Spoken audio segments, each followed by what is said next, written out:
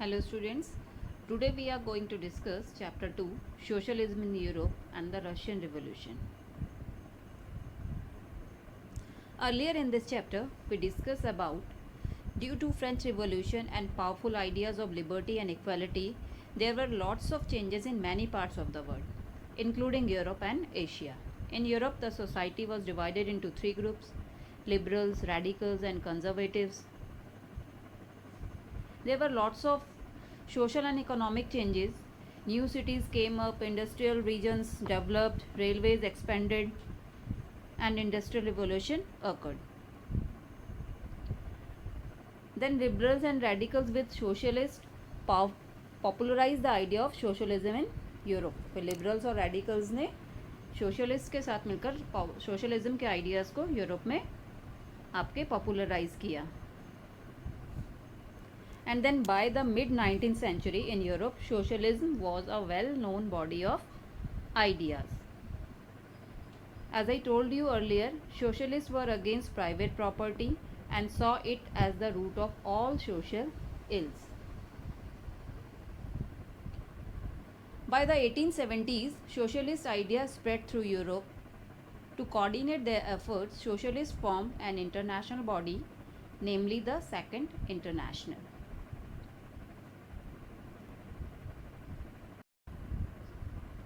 Today we will discuss about the condition of Russia a few years before the revolution. ठीक है, जो हम आज डिस्कस करेंगे, हम रिवोल्यूशन से पहले रशिया की क्या कंडीशन थी वो देखेंगे. Now let's see. In 1914 tsar Nicholas second rule the Russian empire. ठीक है, आपके ड्यूरिंग 1914 आपके इन 1914 जो ज़ार निकोलस सेकेंड थे वो रशियन एम्पायर को रूल कर रहे थे. एंड दैट टाइम जो रशियन एम्पायर था उसकी जो टेरिटरी थी वो besides the territory around Moscow, the Russian empire included current day Finland, Latvia, Lithuania, Estonia, parts of Poland, Ukraine and Belarus.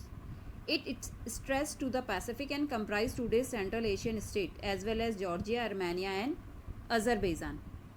ये जितनी भी कंट्री मैंने आपको बताई हैं, अब तो ये सारी एक इंडिपेंडेंट कंट्रीज़ हैं, लेकिन उस समय ये सारा रशिया का पार्ट हुआ करती थी. The majority religion was Russian Orthodox Christianity. जो मेजॉरिटी रिलीजन था लोग फॉलो करते थे वहाँ पे रशियन ऑर्थोडॉक्स क्रिश्चियनिटी थी. लेकिन जो वहाँ पे आपके इसके अलावा, इस रिलीजन के अलावा, they also included Catholics, Protestant, Muslim and Buddhist. Now economy and society. Most of the Russian population, about 85%, were agriculturist. Means vast majority of Russian peoples were agriculturist. खेती करते थे वो लोग. About 85% of the Russian Empire population earned their living from agriculture.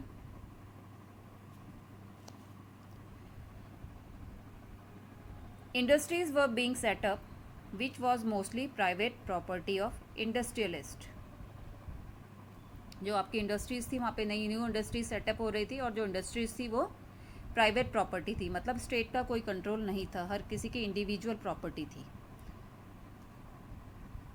And आपके जो उस समय prominent industrial area हुआ करते थे सेंट पीटर्सबर्ग और मॉस्को होते थे. रेलवेज़ आपके उस समय एक्सपेंड कर रहे थे. रेलवे जो नेटवर्क था वो एक्सटेंड हो रहा था. फॉरेन इन्वेस्टमेंट इंडस्ट्री में इंक्रीज़ हो रहा था और जो उनका कोल प्रोडक्शन था वो डबल हो गया था. And iron and steel output quadrupled, means 4 times ज़्यादा हो गया था आयरन एंड स्टील का जो प्रोडक्शन था. तो इस तरीके से वहाँ पे आपकी इंडस्ट्रीज सेटअप हो रही थी और इंडस्ट्रीज़ आपकी इंडस्ट्रियलिस्ट की प्राइवेट प्रॉपर्टी थी. Workers were divided into groups but they did unite to strike work when they were dissatisfied. जो वर्कर्स थे अपने आप में अलग अलग ग्रुप्स थे बने हुए वर्कर्स के, लेकिन जब भी कुछ प्रॉब्लम आती थी तो ये लोग यूनाइट हो जाते थे स्ट्राइक करने के लिए. अगर उनको लगता था किसी वर्कर्स के साथ अगर किसी को बिना किसी बात के निकाल दिया जाता था या उनको वर्किंग कंडीशंस में कुछ प्रॉब्लम थी. Peasants had no respect for nobility, very unlike the French peasants. Means जो रशियन पीजेंट्स थे उनके लिए नोबैलिटी के लिए उनके मन में कोई भी रिस्पेक्ट नहीं थी, जबकि इसके बिल्कुल जस्ट डिफरेंट जो फ्रेंच पीजेंट्स थे वो नोबैलिटी के लिए फिर भी रिस्पेक्ट रखते थे। जो आपके रशियन पीजेंट्स थे they wanted the land of the nobles to be given to them, वो चाहते थे कि जो नोबल्स की लैंड है वो उनको दे दी जाए, and frequently they refuse to pay rent and even murdered landlords. Russian peasants were the only peasant community which pooled their land and their commune divided it. It means जो Russian peasants थे वो अपनी land को periodically pool करते थे, मतलब आपके जो according to the needs of the individual families, जितनी फैमिलीज को जितनी लैंड की ज़रूरत है उस हिसाब से लैंड को पूल कर दिया जाता था। मतलब परमानेंटली लैंड किसी के पास नहीं रहती थी, वो अगर किसी फैमिलीज़ में फैमिली मेम्बर ज़्यादा हैं तो उनको ज़्यादा लैंड दे दी जाती थी, फिर थोड़े टाइम के बाद किसी दूसरी फैमिली को दे दी जाती थी। तो इस तरीके से वो लोग अपना एग्रीकल्चर करते थे। All political parties were illegal in Russia before 1914। Means 1914 से पहले रशिया में कोई भी पॉलिटिकल पार्टी नहीं फॉर्म कर सकता था, और अगर जो फॉर्म करता था वो पार्टी आपकी इलीगल मानी जाती थी। The Russian socialist democratic labour party was formed in 1898। 1898 में ये पार्टी फॉर्म हुई।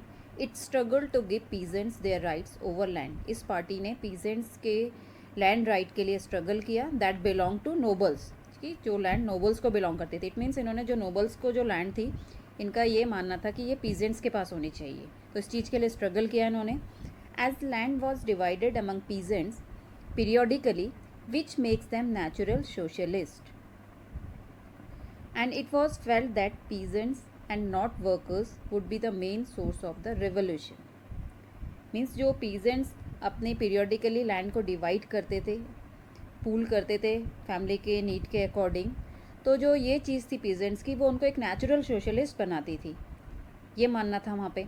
And it was felt that peasants जो हैं नॉट द वर्कर्स, जो पीजेंट्स हैं वो एक्चुअल में रिवॉल्यूशन का मेन सोर्स है, ना कि वर्कर्स। लेकिन जो लेनिन थे वो उनका जो सोचना था वो बिल्कुल डिफरेंट था इस बात के। But Lenin did not agree with this as he felt that peasants were not one social group. Lenin का ये मानना था कि पीजेंट जो है एक अपने आप में एक सिंगल सोशल ग्रुप नहीं है, मतलब उनमें भी बहुत सारा डिफ्रेंशिएशन है। Some were poor and others rich, some worked as labourers while others were capitalist who employed workers. मतलब उनका ये मानना था कि जो कुछ पीजेंट्स हैं वो पुअर हैं, कुछ रिच हैं, कुछ एज अ लेबरर्स हैं, कुछ आपके जिनके पास ज़्यादा लैंड है जो कैपिटलिस्ट हैं वो दूसरों को एज अ लेबरर अपने यहाँ काम पे रखते हैं। तो given this differentiation with in them they could not all be the part of the socialist movement. तो लेनिन का मानना था कि ये सारे के सारे सोशलिस्ट मूवमेंट के पार्ट नहीं हो सकते। और जो क्या कहते हैं पार्टी थी was divided over the strategy of organisation. ठीक है, ऑर्गेनाइजेशन स्ट्रैटेजी को लेके पार्टी दो पार्ट्स में डिवाइड हो गई, बोल्शेविक एंड मेंशेविक। और जो लेनिन थे वो बोल्शेविक पार्टी के लीडर बने,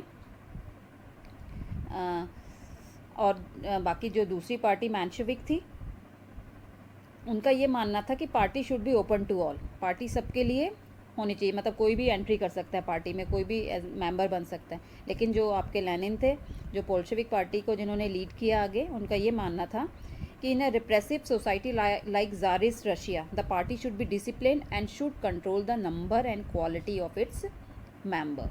मतलब हर किसी को एंट्री नहीं मिलनी चाहिए पार्टी में।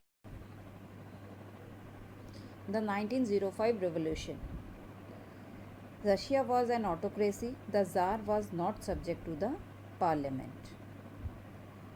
रशिया जो था एक ऑटोक्रेसी थी। रशिया में ऑटोक्रेसी मीन्स होता है एब्सोल्यूट पावर एक आदमी के हाथ में होती है, जैसे वहाँ पे आपके ज़ार के पास थी, Tsar Nicholas second. The Tsar was not subject to the parliament, उसको किसी को भी जवाब नहीं देना होता था, पार्लियामेंट नहीं थी उस समय वहाँ पे। Liberals wanted to end this state of affairs. जो ये सारी सिचुएशन थी वहाँ पे, लिबरल्स ये सारी चीज़ें वहाँ पे इन सब चीज़ों का एंड करना चाह रहे थे। They worked towards demanding a constitution during the revolution of 1905. और जो 1905 का रिवोल्यूशन था उसी में उन्होंने कॉन्स्टिट्यूशन की डिमांड करी। अब कॉन्स्टिट्यूशन फॉर्म होने से क्या होता है, थोड़ा सा जो किंग की पावर, ज़ार की पावर है, उसमें लिमिटेशंस आ जाएंगी। Now see the incident of bloody Sunday. Prices of essential goods rose so quickly by 1904 that the real wages declined by 20%.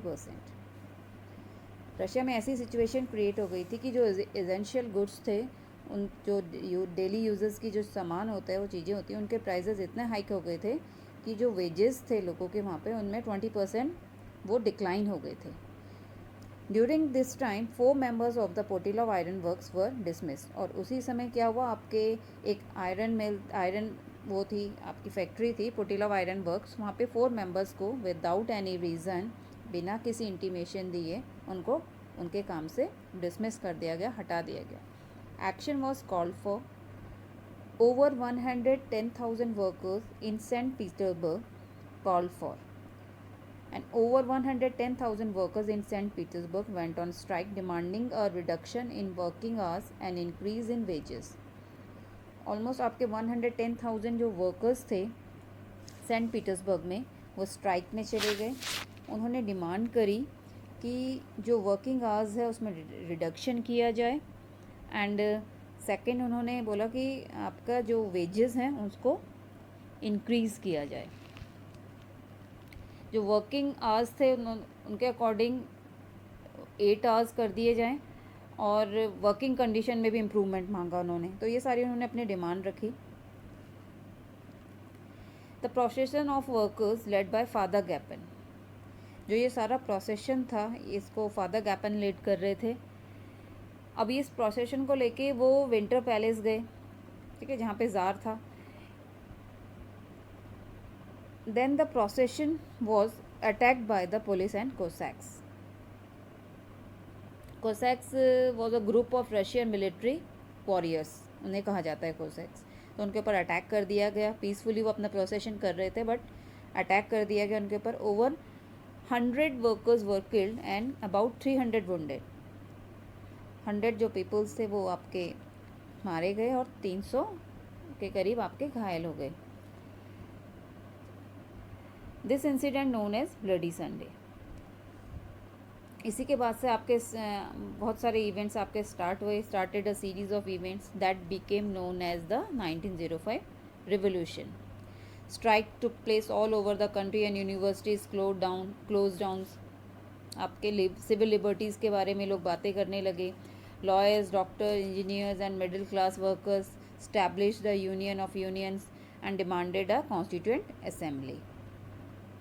मतलब ऑल ओवर पूरा आपके वहाँ पे स्ट्राइक्स होने लगी. लोगों ने डिमांड करी कि कॉन्स्टिट्यूएंट असेंबली की डिमांड करी.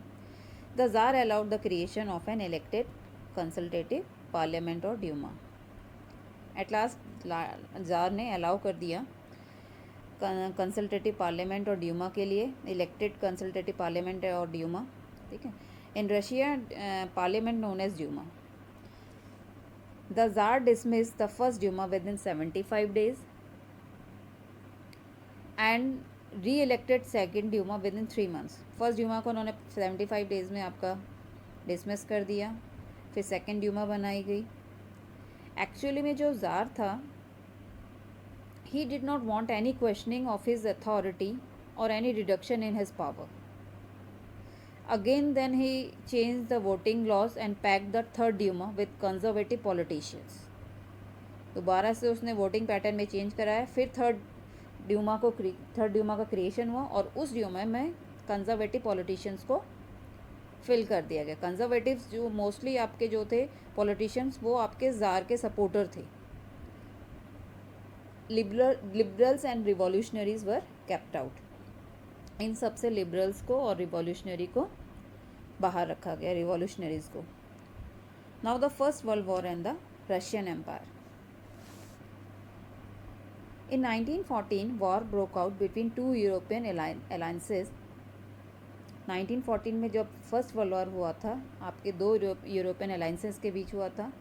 फर्स्ट वन इज़ आपके जो फर्स्ट साइड थे Germany, Austria and Turkey, the central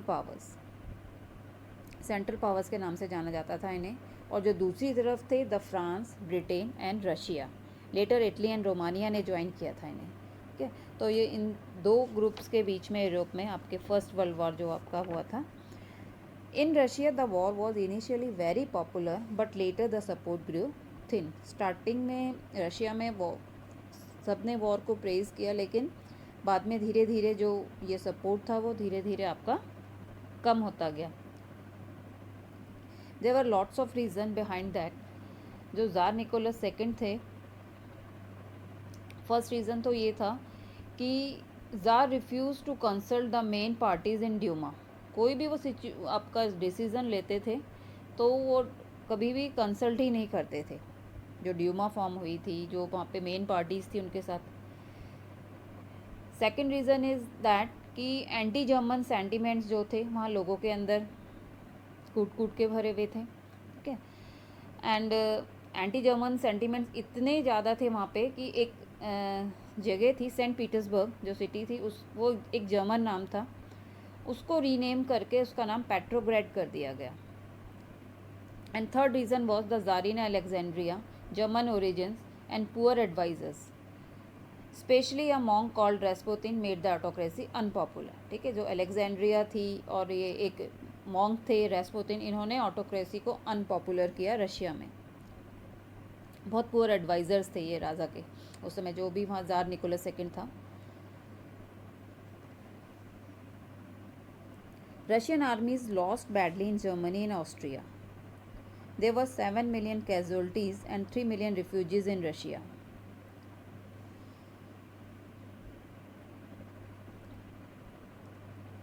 The situation discredited the government and the Tsar. अब ये जो भी सिचुएशन रशिया में क्रिएट हो गई थी, इसने गवर्नमेंट को और ज़ार को रिस्पॉन्सिबल ठहराया इस सारे चीज़ों के लिए। Soldiers did not wish to fight such a war. And the war also had a severe impact on industries. There was labor shortage, railway lines were shut down and small workshops were closed down. There was shortage of grain and hence of bread. जो industries थी वो आपकी पहले ही आपकी जो industries थी बहुत कम थी वहाँ पे।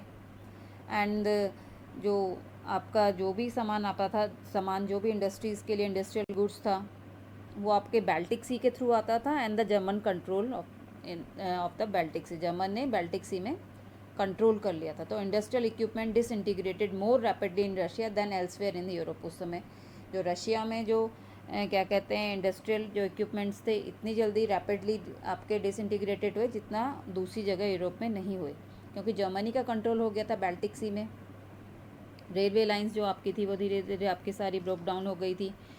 मोस्टली जो क्या able bodied man were called up to the war. As a result, there were labor shortages and small workshops producing essential goods were shut down.